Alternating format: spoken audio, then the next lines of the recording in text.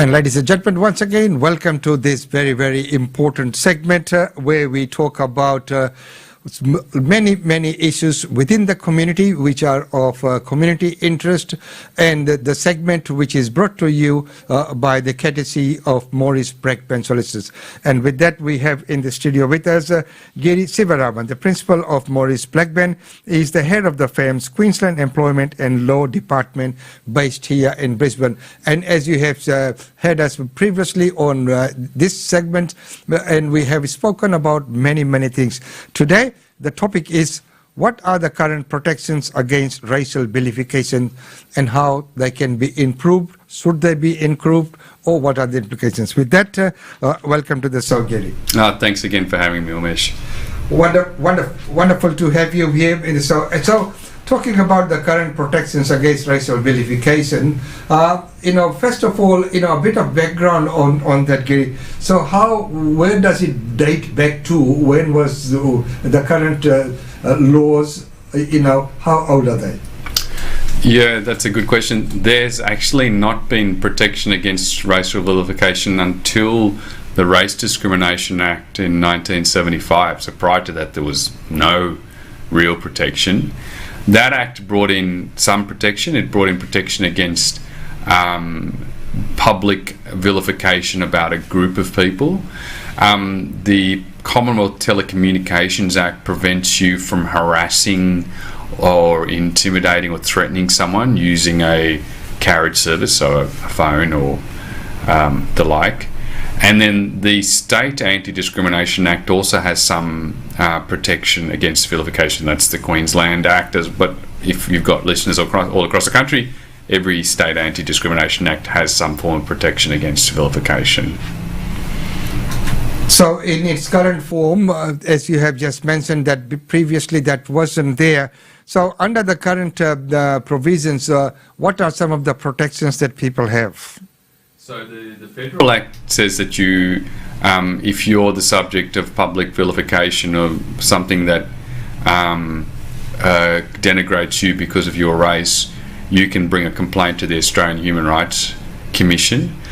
But it is limited, that protection. One, it's got to be something done in public, so it doesn't protect you against private messages through Facebook or other forms of social media.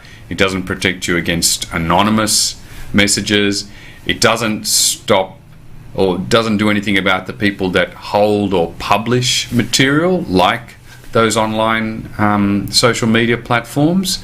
And of course, it requires you to go through the Human Rights Commission to a conciliation process. So there's no penalties or prosecution for someone who does something. The Telecommunications Act protection is actually a pretty high bar. You need to show that you were threatened or intimidated. So if someone does something to me because of my race and I'm upset or distressed about it, I can't take any action under that act. And with the State Act, the offence against vilification requires the consent of the Attorney General to prosecute. So it's actually a really difficult thing, because you've got to go to the most senior law officer in the land to be able to get permission to prosecute. So there are some serious gaps in the law. There are some holes in the protection against vilification. So are you aware of anything that's being done currently to maybe review these laws? Yeah, there is. And there's a state government inquiry into the protection against vilification. It's a parliamentary inquiry being chaired by Peter Russo MP, and I believe, Umesh, you've had some dealings generally with the inquiry.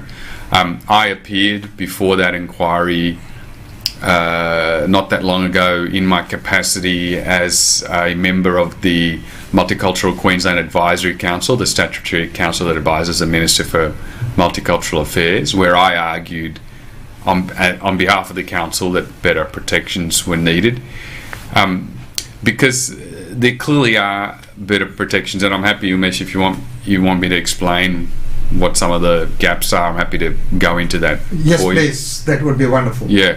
I mean, the best way I can describe it is this. Let's say, and this is maybe a little bit upsetting for your listeners, and I'm sorry, but if if I'm walking on this, no, let's just say it's on Facebook. If someone was to call me a curry muncher, which is something that I've heard in my life, and I'm sure plenty of people listening to this show has heard, and then I was to call that person a thief, they would have better protection than me under the law. And they could bring action under defamation saying that I've defamed them because I've called them dishonest. Whereas I'd actually have pretty limited protection. If they sent it to me as a private message, if they were anonymous, I'd have no protection at all against what they've done. Yet why is what they've done to me any better than what I've done to them? In fact, I would say arguably it's worse, because if you racially vilify me or any member of the Indian community because of the colour of my skin or the food that we eat, you're doing it about something that I can't necessarily change. It's just who I am. So that's the thing that's what makes racism so bad, because you're making someone feel lesser, denigrated, inadequate about their very identity, about things they can't even change about themselves, like the colour of their skin or their country of origin, or the way in which they've been brought up, or practices that they have. So the law is stopped short because it doesn't do anything, as I said, where it's something done in private or it's something done or where people publish material. And this isn't the reason that inquiry came about was because of the huge increase in racism around the time of the start of COVID. There was a huge increase in racism towards people of Chinese origin, and then of course, Umesh, I was really worried, and I'm sure you were and others were, when there was a sudden increase in cases from India, and then there was an Indian variant that was called that briefly that came into Australia. I was thinking, are we going to see the same thing against people of Indian origin, the same kind of racism that was seen against people of Chinese origin or Chinese people that are living in Australia? And of course, that racism, not only does it cause upset and distress, it's actually really counterproductive. I was speaking to Vicky Yu, who's a representative on the Multicultural Queensland Advisory Council and is a member of the Chinese community in the Gold Coast, and she said that some of the racism was towards Chinese people who were wearing face masks in the early onset of COVID. And if you're racist to people about that, they're less likely to wear the mask because they feel uncomfortable about doing it, meaning the disease is more likely to spread. So you've got a negative health impact.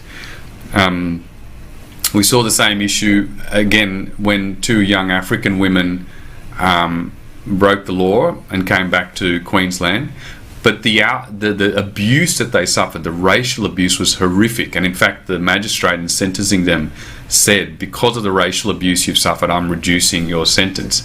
But again, having spoken to members of the African community, they say, well, the impact of that kind of racism is that if someone does have COVID from the African community, they don't want to tell anyone because they're so worried about encountering racism. So racism isn't just about the effect on the people, but it affects a whole community, it affects the health and the safety of the whole community. And it's for all of those reasons why I think the government commissioned an inquiry into it, and a number of submissions have been made, many submissions, I think, calling for better protection against racial vilification. And I think it is very timely, it is needed, and I think the work that's been done by the coalition, the group, in lobbying for that to take place and to happen, I think it is great initiative, and I think there's a good group of people and a very good representative. Vicky, who, yes, she does a wonderful job together with Peter Howe, and we have sat on many of those meetings as well. Now, of course, we're looking at generally the topic today is the racial vilification, but it also crosses or overlaps onto the religious vilification as well. So, if you could just touch on what's the big difference between racial or religious? What's this line? Yeah, so race is a different concept in that race is how you identify and includes your country of origin or the cultural group that you associate with, whereas religion is the religion that you practice. But there are some overlap, and But we would say you need protection against vilification for both, because anyone can embrace a particular religion. If you want to be Hindu, doesn't matter whether you're white, black, brown, or whatever, right? You can. That's the nature of Hinduism. It's accepting of all. But same with Islam, same with Christianity, same with Buddhism. But in terms of race is more determined by your origin, whether your origin is India, or in the case of Australia, whether you're Aboriginal, whether you have Aboriginal ancestry, all of those things. So there's overlap, but there are clearly separate requirements. And of course, religious vilification is common. It's certainly been suffered by members of the Sikh community, in terms of those that wear turbans. There was, of course, in years gone by, there were terrible cases where the RSL wouldn't allow people in, even though they'd served for Australia in the war, because they wore turbans, and turbans were considered headgear, and headgear wasn't allowed into the RSL. It's definitely been suffered by our friends in the Muslim community. Whenever there's something that happens overseas, there seems to be, in terms of something related to terrorism or whatever the case might be, there's automatically this rise in racism towards people in the Muslim community here in Australia, which is unacceptable. So there's been suffering for the Jewish community over the years, and that's unfortunately the rise of anti-Semitism has been noticed in the last few years, with the increase in people from the far right and neo-Nazi groups proliferating here in Australia, which is a terrible thing. So, and these things, they're not just concepts, as we saw with what happened in New Zealand with the shocking mass murder of so many Muslims by an Australian who was living in New Zealand at the time, not that long ago. When it's unchecked, and when material is allowed to propagate without any sanction, it can lead to really catastrophic and terrible things. And that's another reason why you need protection, because if people think that it's okay to share material vilifying a race, vilifying a religion, then once they start sharing it, others join in. So if you feel safe with your hatred and there's no penalty or repercussion for it, others will join you. And then the next thing is you have this mob where people are just feeding off each other's hatred, and it builds and it results in far-right rallies, it results in far-right-wing terrorism, it results in graffiti vandalism of temples and of religious places, and all these terrible things. So it's just another reason why we think we need better protection against racial and religious vilification. And once again, that is quite true. Now, again, you briefly touched about, the neo-Nazi and that kind of movement. One of the things, this is more on the religious part, is there's the use of swastika.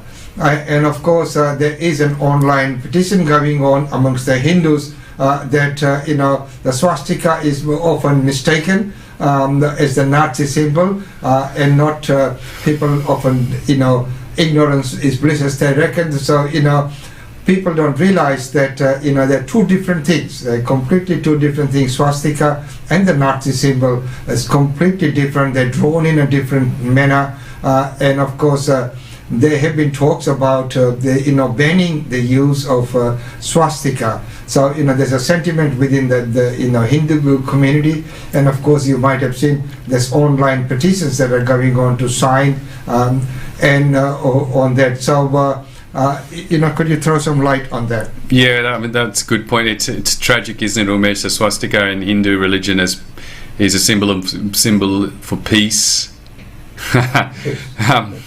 And it's been around for, I don't know how many thousands and thousands and thousands of years for that purpose. And it was usurped and taken by Adolf Hitler and the Nazi Party, and twisted both physically and metaphorically, in the sense of it's twisted for a completely different, horrible, terrible purpose, something that doesn't sit with, mass murder. It doesn't obviously sit with Hinduism at all. And so, yes, you're right in that it does have to be careful, in the sense that you you need to have some cultural sensitivity if you're going to be enforcing these laws. And there is another question that comes into this in terms of freedom of speech, which I'm happy to talk about in a second as well, if you'd like. But clearly they're two different things, and that should be accepted. And clearly, if you're going to take action against neo-Nazis, you should be also preventing Hindus from being able to use the swastika in its true purpose, which is a completely different thing.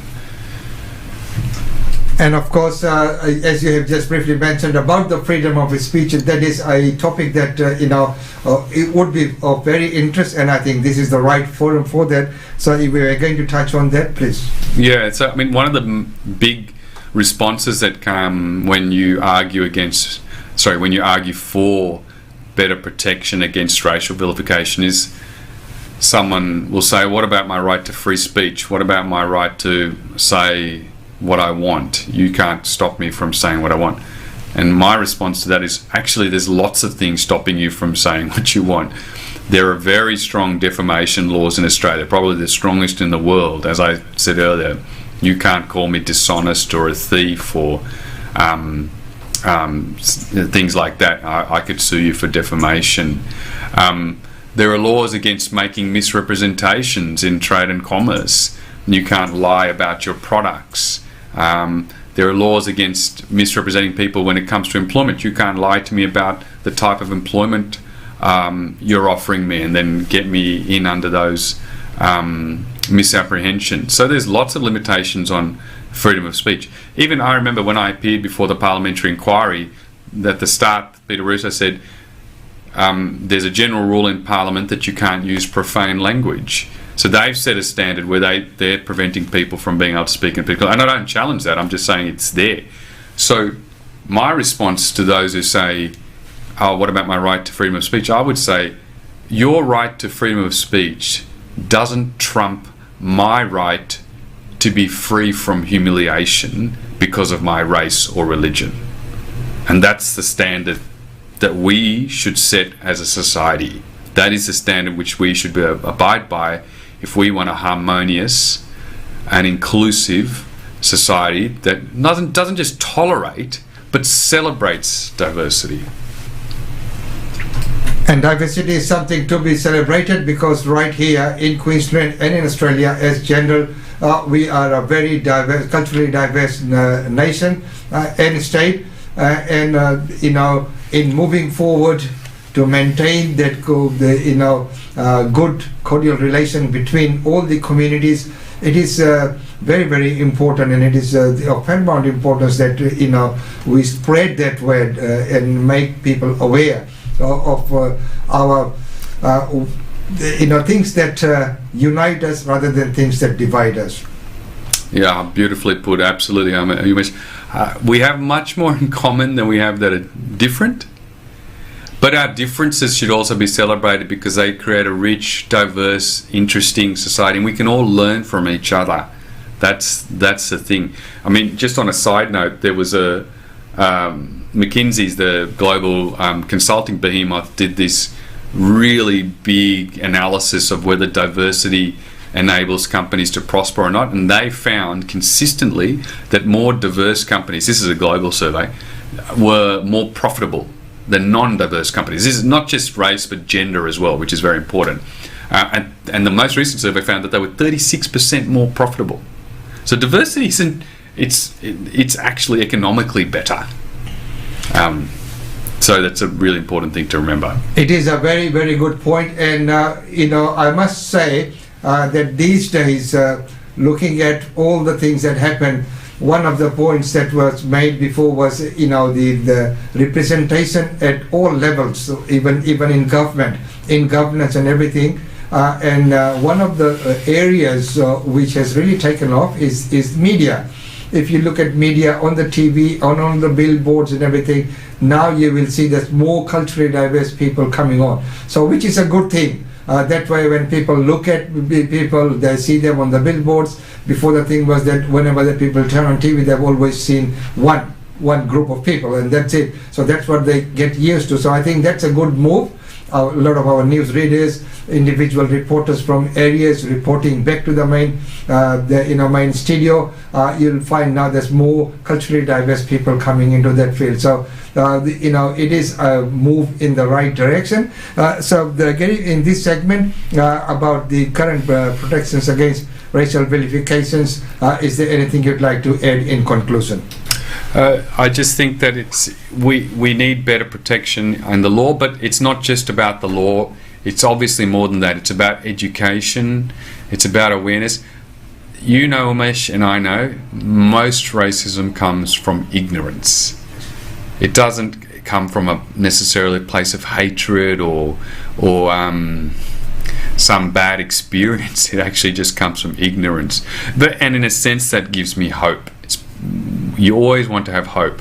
My hope is that if you have a combination of a number of things, better protection under the law, but also better education, better cultural outreach, better programs bringing people together, then once you defeat the light of knowledge and harmony will light up the darkness of ignorance. And once you light the dark and the darkness is gone, I think we'll have better relations, less vilification, and a more harmonious society.